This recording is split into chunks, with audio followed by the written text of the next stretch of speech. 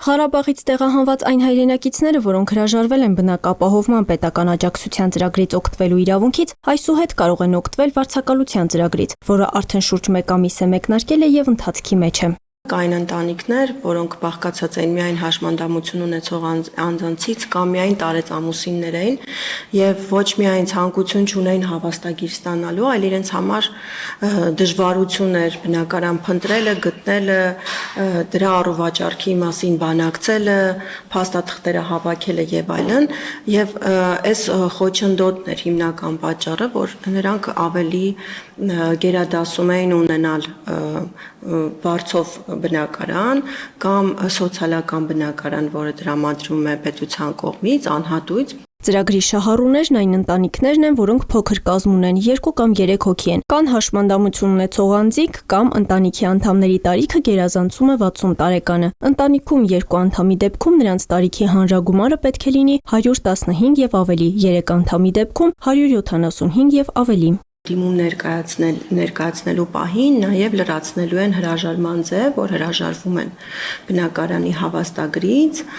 գրավոր բոլոր ընտանիքի անդամների կողմից ստորագրված, հետագայում որևէ իրավական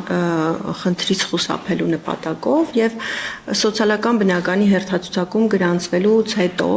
կարող են սպասել իրենց հերթին եւ նրանց կտրամադրվի սոցիալական բնակարան։ Կամ կարող են թվային հարթակով դիմել անցնելով housing.service.am հղմամբ։ Թվային հարթակում կստուգվի պահանջների համապատասխանությունը։ Հաստատման դեպքում փոխհատուցումը կստանան այն բանկային հաշվին, որը նշել են դիմումում։ Աջակցությունը կտրամադրվի 120 ամիս, 10 տարի ժամկետով եւ ընտանիքի յուրաքանչյուր անդամ կստանա 40,000 դրամ որպես փոխհատուցում վարձավճարի։ Ոչ միայն պարտադիր պայման է, որ նրանք ունենան ՀՀ քաղաքացիություն, այլ նաեւ վարձակալի եւ վարձատուի միջև ֆորմալ պայմանագիր։ Բնականաբար մենք չենք կարող ֆինանսավորել մի ծրագիր, որտեղ չկան ֆորմալ հարաբերություններ, պարտադիր է դա ոչ միայն այն տեսակետից, որ հարկերը պիտի վճարվեն այդ վարձակալության ծառայության, այլ նաեւ պարտադիր է մեզ համար, որպեսզի եւ վարձակալի եւ վարձատուի իրավունքները պաշտպանված լինեն։ Իսկ որքանով սա կբավարարի, որ քաղաքացիներն իրենց բնակարանի վարձավճարի հարցը կարգավորեն։ Մենք նշել ենք մասնակի փոխհատուցում, որպեսզի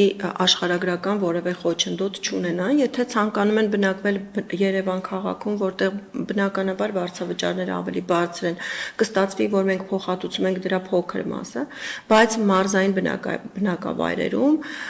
կլինեն նաև բնակավայրեր, որ ամբողջությամբ կփակի վարձավճարը։ Ինչ վերաբերում է սոցիալական բնակարաններին, ապա Լուսինե Քոչարյանը նշեց, որ առկա է 200 բնակարան, որից 12-ն ազատ է։ Պետությունը ձեռնամուխ է եղել սոցիալական տների կառուցմանը։ Արդեն կառուցման աշխատանքներն ընթացքի մեջ են արտաշատում եւ Վանաձորում կան նաեւ նախագծային փուլում գտնվողներ։